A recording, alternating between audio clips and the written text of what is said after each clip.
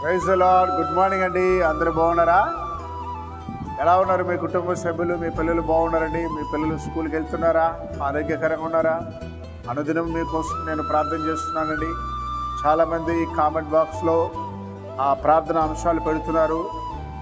మీకోసం ప్రార్థన చేయడం లేదు అనుకోకండి. తప్పకుండా ఆ అంశాలు తీసుకొని నేను ప్రార్థన చేస్తున్నాను.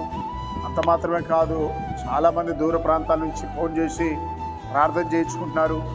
ఒకవేళ మీకు ఆ యొక్క నెంబర్ ఉంటుంది, ఆ నెంబర్లో వాట్సాప్లో కూడా మీరు మీ ప్రార్థన అంశాలు కూడా నాకు పెట్టవచ్చు.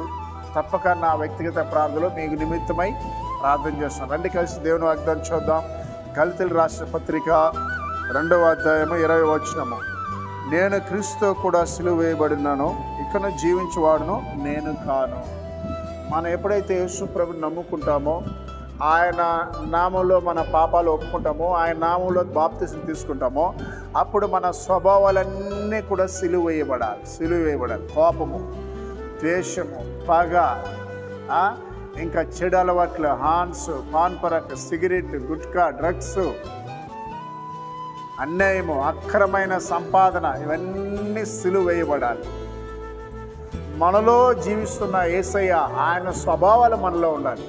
ఆయన స్వభావాల్లో ఏంటంటే ప్రేమ. భార్య భర్తని ప్రేమించాలి, భర్త భార్యని ప్రేమించాలి, పిల్లలు తల్లిదండ్రులు ప్రేమించాలి, అత్త కోడల్ని ప్రేమించాలి, కోడలు అత్తని ప్రేమించాలి, విశ్వాసుని ప్రేమించాలి, సేవకుడు విశ్వాసుని ప్రేమించాలి. సో ఇది యేసయ్య యొక్క స్వభావం, క్షమించే గుణం. ఆయన గుణం ఏంటంటే క్షమించే గుణం. నీకు కీడు చేసిన వాళ్ళని క్షమిస్తున్నావా? నీకు ద్రోహం చేసిన వాళ్ళని క్షమిస్తున్నావా? అయితే యేసయ్య నీలో ఉన్నట్టు. ఇంకా ఆయన దయాళత్వం, కనికరం గల దేవుడు.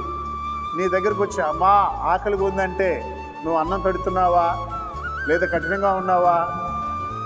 ఎవరైనా రోగంతో నీ దగ్గరకు వస్తే వారికి సహాయం చేస్తున్నావా?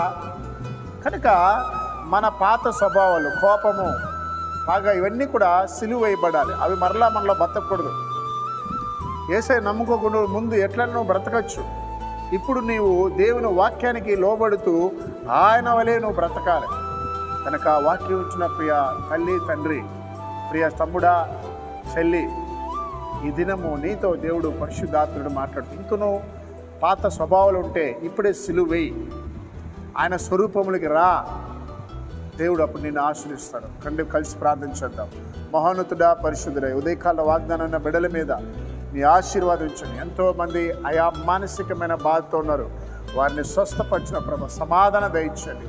అయా ఎన్నో కుటుంబాలనైనా అయా నెమ్మది లేకుండా నెమ్మదిని దయచండి. కొంతమంది కోర్టు కేసుల్లో అయా స్థల విషయంలో మోసపోయినారయ్యా, వారికి న్యాయం చేయండి నా ప్రభు.